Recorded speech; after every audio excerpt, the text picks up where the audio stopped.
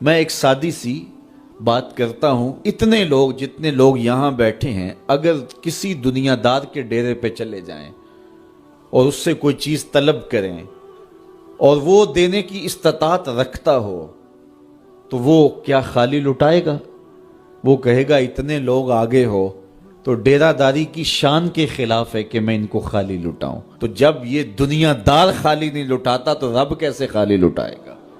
جب بندے اس کی دہلیز پہ چل کے آ جائیں تو وہ بندوں کی ضرورتوں کا کفیل ہے اور ان کے ہر درد کو جانتا ہے اور ان کی ضرورتوں کو پورا کرتا ہے۔ علماء نے کہا دعا ہر صورت قبول ہوتی ہے، یا تو یہ ہے کہ فوراً قبول ہو جاتی ہے، جو مانگا فوراً مل گیا، اور کبھی ایسا ہوتا ہے کہ فوراً نہیں ملتا، حکمت ہوتی ہے اور فوری دینا مناسب نہیں ہوتا تو اس کو فوری نہیں دیا جاتا، لیکن دعا بعد میں کچھ عرصے کے بعد اس کی ڈیمانڈ پوری کر دی جاتی ہے۔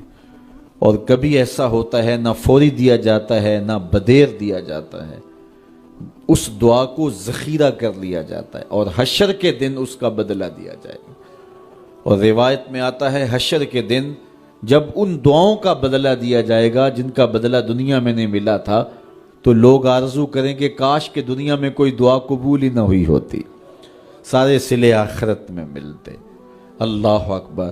کبھی ایسا ہوتا ہے جو مانگا جاتا ہے وہ نہیں دیا جاتا، اس کے بدلے میں کچھ اور چیز دے دی جاتی ہے جو اس کی ضرورت ہوتی ہے اور جو اس کے لیے مناسب ہوتی ہے۔ وہ کچھ اور مانگ رہا ہوتا ہے لیکن اللہ اپنی حکمت کے تحت اسے کچھ اور عطا کر دیتا ہے۔ بہر صورت دعا قبول ہوتی ہے اور بندوں کے اٹھے ہوئے ہاتھ اللہ پسند کرتا ہے۔ آج یہ بھی بحث چلتی ہے نہیں مانگنا چاہیے، فلاں وقت میں نہیں مانگنا چاہیے، تو وہ کہتا ہے مجھ سے مانگو جب بھی مانگو، میرا دست کرم تمہیں دینے پہ آمادہ ہے۔ اور اگر کوئی نہیں مانگتا تو فرمایا کل ما یابو بکم ربی لولا دعاؤکم، اے محبوب فرما دو اگر یہ نہیں مانگیں گے تو اللہ بھی پرواہ نہیں کرے گا۔ مانگنا تمہاری ضرورت ہے، اگر تم مانگتے رہو گے تمہاری جھولیاں بھرتا رہے گا، اور اگر تمہیں اسے نہیں پکارو گے تو وہ بھی تمہاری پرواہ نہیں کرے گا۔ تو اس کے حضور دعائیں مانگو، اپنی آرزویں پیش کرو، اپنی تمنائیں اس کے حضور پیش کرو۔ اچھا دنیا داروں سے مانگیں تو اپنے لیے مانگتے ہیں، لیکن اللہ سے مانگو تو اپنے لیے بھی مانگو، اوروں کے لیے بھی مانگو۔ وہ کریم ہے، وہ دیتا ہے اور خوش ہو کے دیتا ہے، تو اس سے مانگو، اس سے جھولی پھیلاؤ۔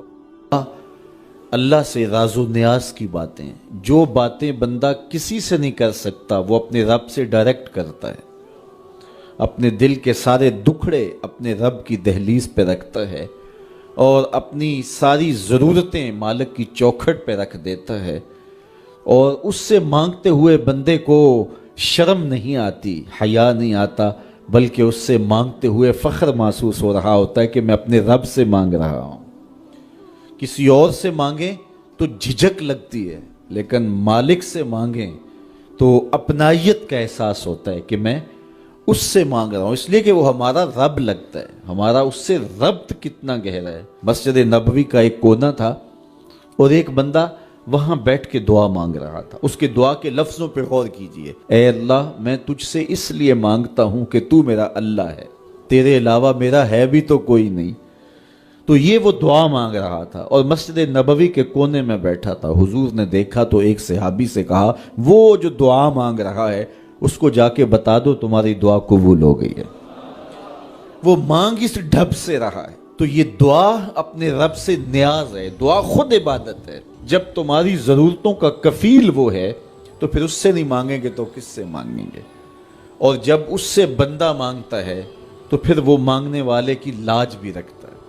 ان ربکم حیی کریم یستحیی من عبدہ اذا رفع یدہ ان یردہما صفرا۔ تمہارا رب حیا کرنے والا کریم ہے، جب بندے اس کے سامنے ہاتھ پھیلا کے دعا مانگتے ہیں اللہ فرماتا ہے مجھے شرم آتی ہے ان کے اٹھے ہوئے ہاتھ خالی کیسے موڑوں۔ جب انہوں نے مجھ سے مانگا ہے تو میں نے بھی نہ دیا تو کون دے گا؟